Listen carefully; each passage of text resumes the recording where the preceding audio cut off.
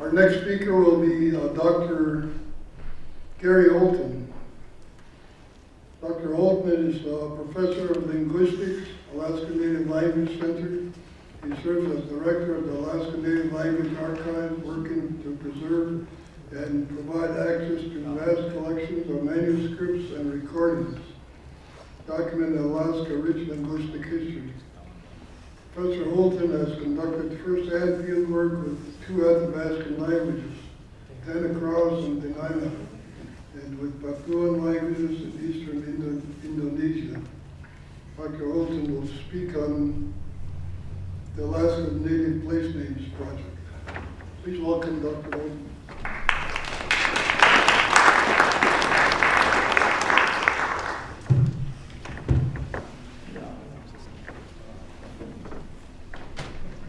Thank you so much. Just for the record, I am not Tom Thornton, although it seems whenever I come to Southeast, I'm continually mistaken for him, so that's just a sign of his fame, I guess. But I think to distinguish us, you should remember that I'm from the language Kwan, not the anthropology Kwan.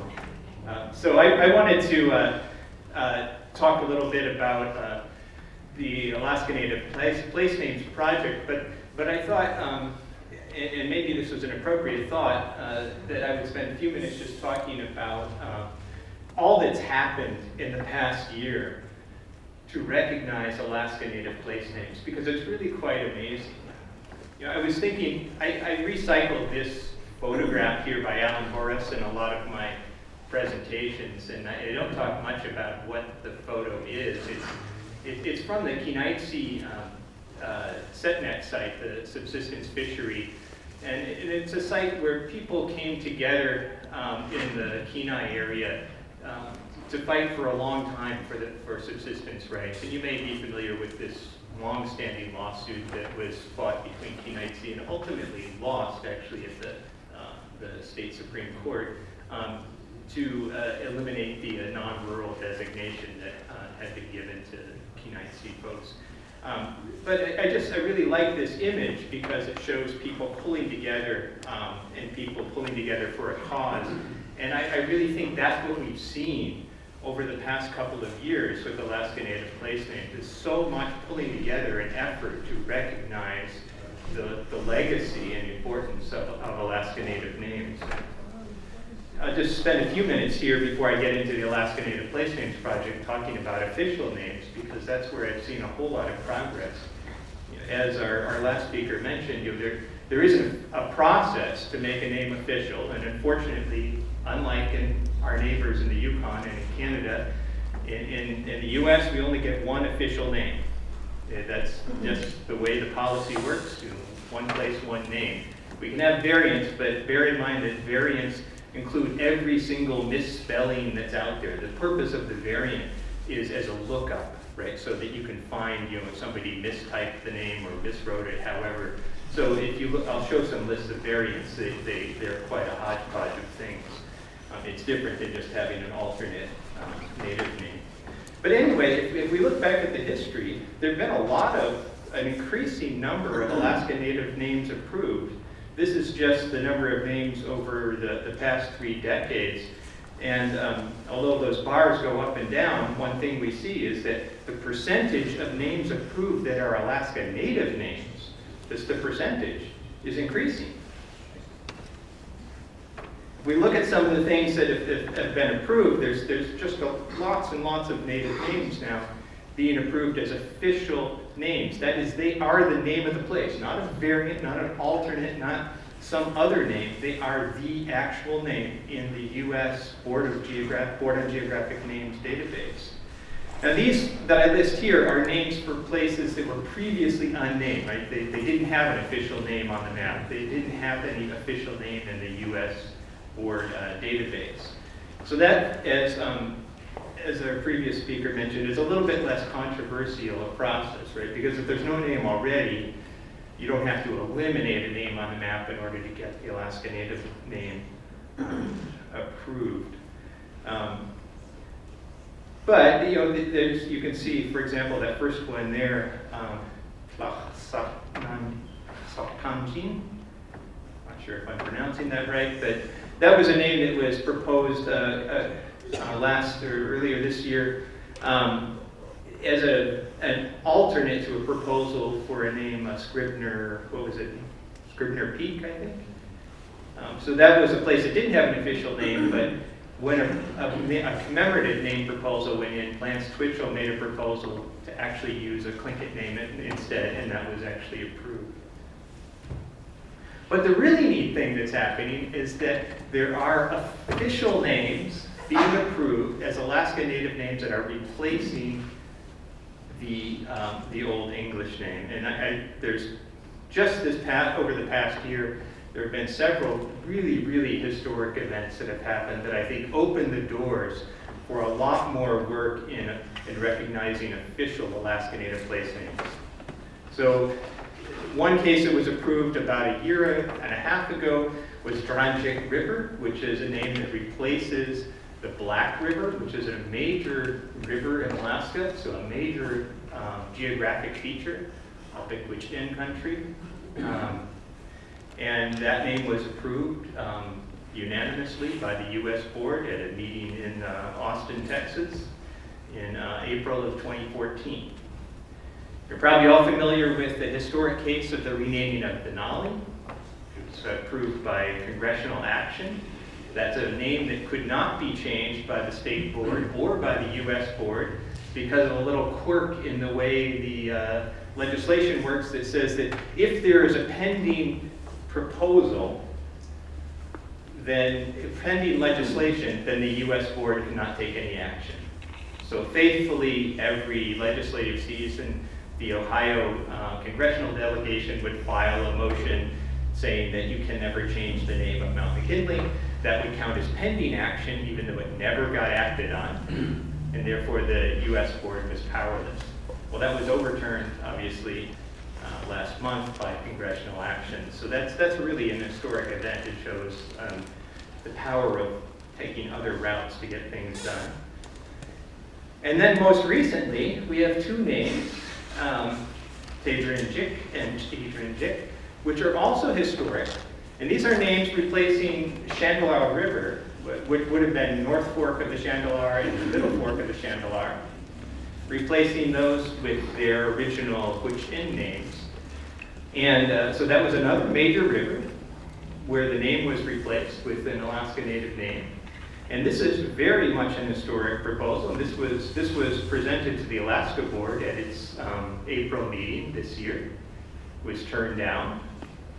And in a very, I think one of the first times ever, if not the first time, the U.S. board actually overturned the state decision and approved these names against the decision of the state board. So we're actually getting into territory where Alaska Native names are replacing their English names. So if you thought it wasn't possible to do, these events show that yes, you can do that. You can use Alaska Native names and replace them, the English names, and make them official. And I think what we're starting to see is an increasing awareness and appreciation of Alaska Native names. What this means when the names are official is that they appear on all those maps. They appear on any sort of federal agency which is required to use federal Alaska Native names. For example, Department of Transportation, if they have to make a highway sign, they have to use official names. So this is a way that really gets Alaska Native names out into the broader population and get some more awareness of them. So I just wanted to point that out just because this is something that I think is really exciting and is really increasing over the last few years. So now let me move on to the main thing I wanted to talk about today, which is the Alaska Native Place Names Project. And I'll start by giving a little history of the project and how I got involved in doing this work.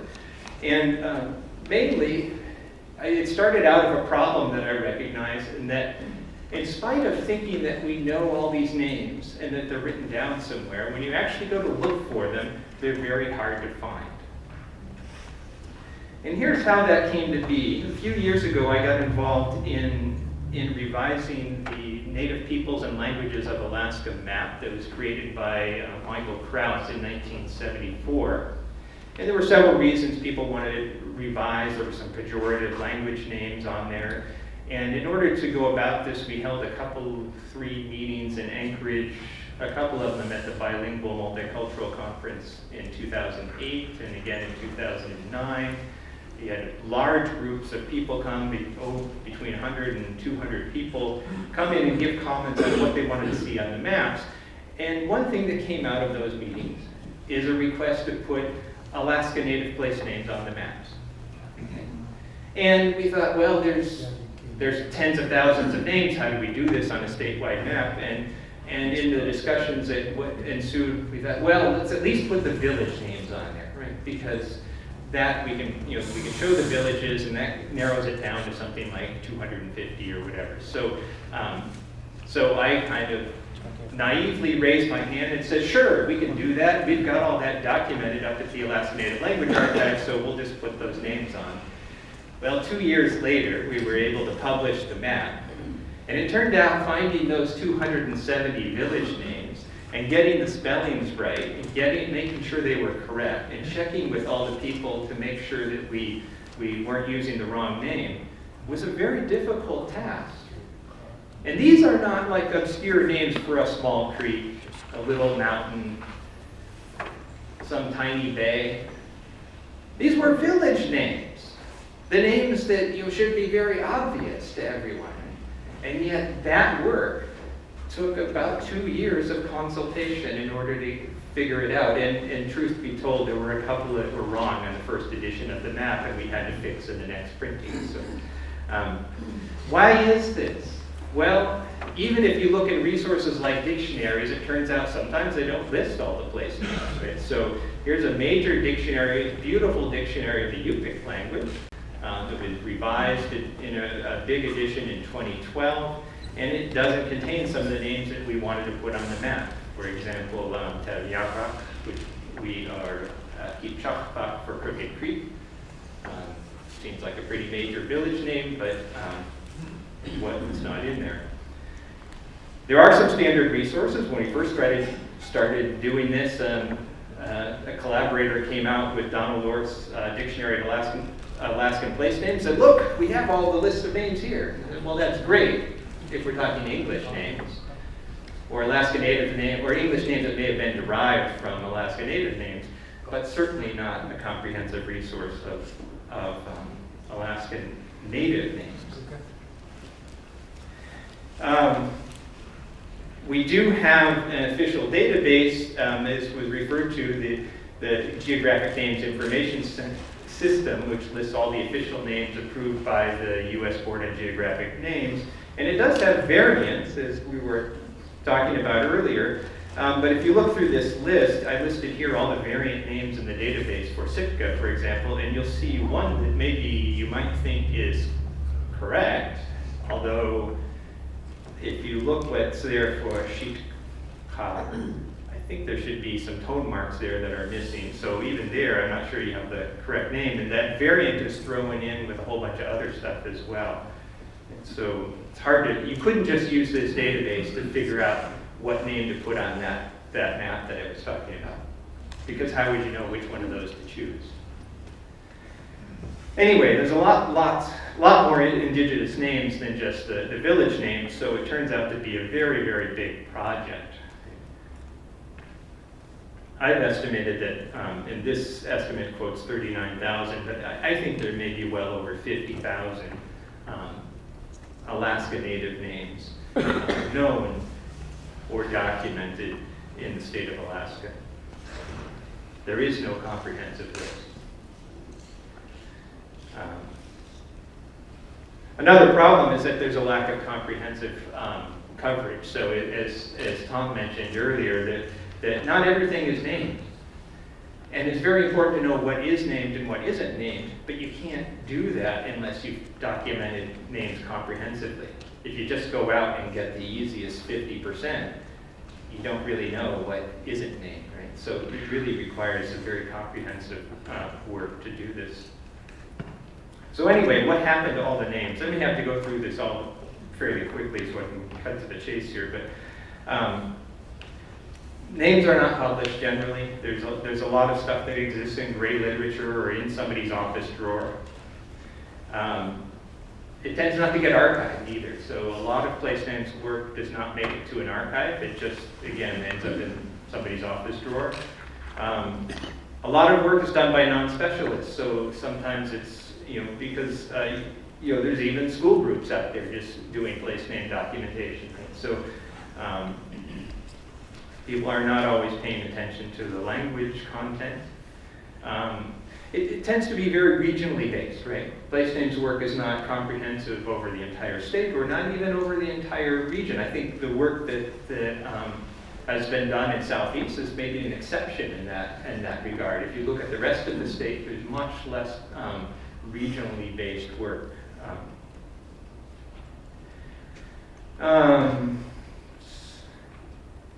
Tends to be very project oriented, right? So a lot of place names documentation is not long-term and ongoing. It tends to be kind of a one-shot deal. You have a little bit of funding for a year or two and then move on and do other things. So that contributes to data and information being lost. And the information is also quite fragile. So I'll just point out a few examples of these last 2 points. Place names information exists in a lot of formats. It's very visual, so it tends to lend itself to maps, right? So we have lots of different kinds of maps out there, recording place names. Oftentimes, names are marked just by people writing right on the map, and it's sometimes hard to know what the name refers to. So if you have a map, you can't quite match it up always.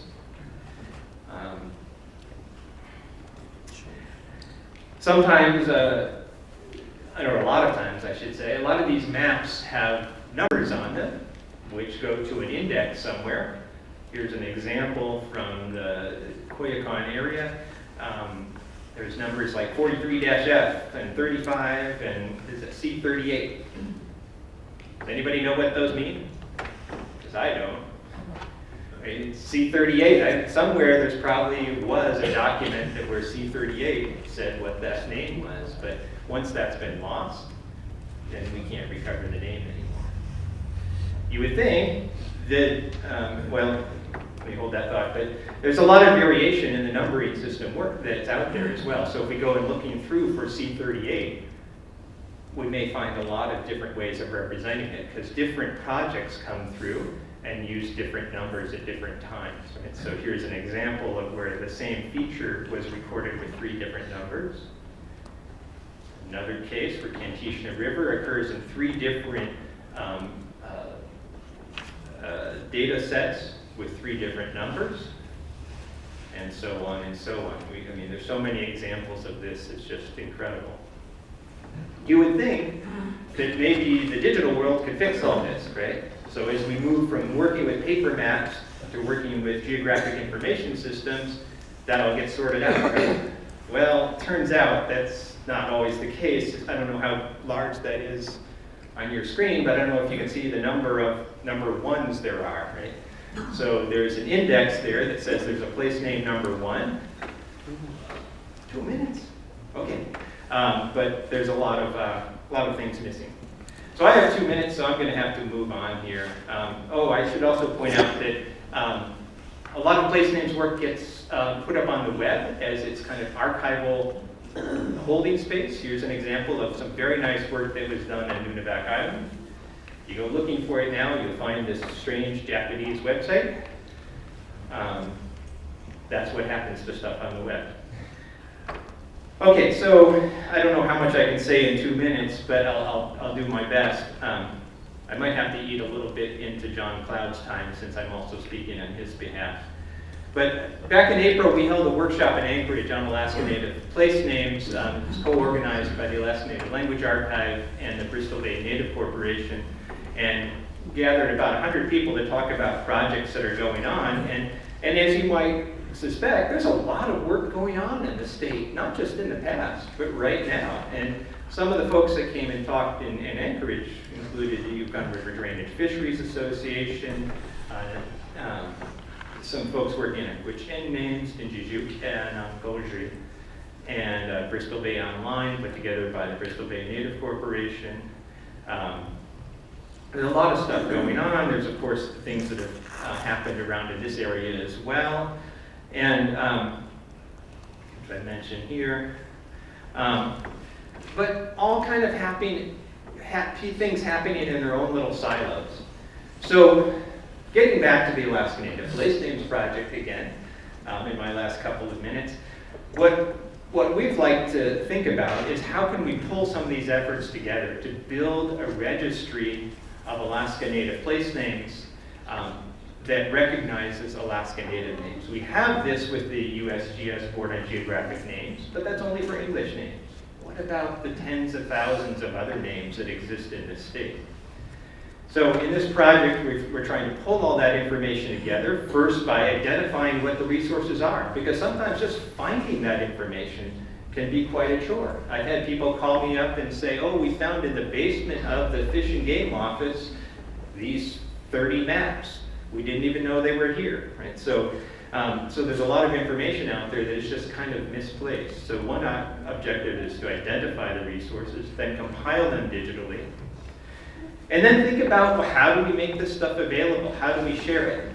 And in order to do that, we've partnered with some folks called ELOCA, the Exchange for Local Knowledge of the Arctic. I never get that acronym quite right. But, and we just had a workshop last month that several Alaskans were at, including Ishmael Hope, to discuss some of these issues, not just place names, but knowledge more generally, but I think place names fits into that. And to discuss things like policies for how we would share this knowledge. And I don't have time to go into details, but this is a very important issue for place names, right? We need to think about how are they shared. So we need some way of implementing all this. And our partners at ELOCA have started to do this for the Yupik region with the Yupik Environmental Knowledge Project. And that project incorporates place names through Southwest Alaska in a kind of atlas format.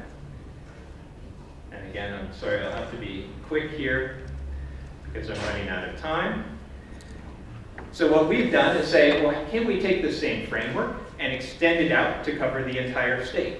And our collaborators at ELOCA said, sure, there's nothing technologically stopping us from doing that. And so what we've done is build on this technical framework called Nunali, which is an underlying atlas framework. This is my one technical slide. Ask me questions later if you're interested in the technology underlying all this.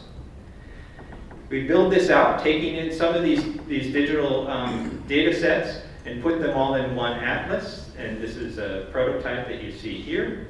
And it includes 13 different language areas and allows you to search through, and crucially, allows you to have graduated access, right? So you have a login, so you have some kind of control over who accesses what information. You might have, say, 50% of the place names that you say, oh, the entire public can see, and others that you want to be more restricted, but allows them to all be stored here in an archival format. So, I'm sorry I'm out of time. I'm going to wrap it up there, but I'm happy to answer questions later.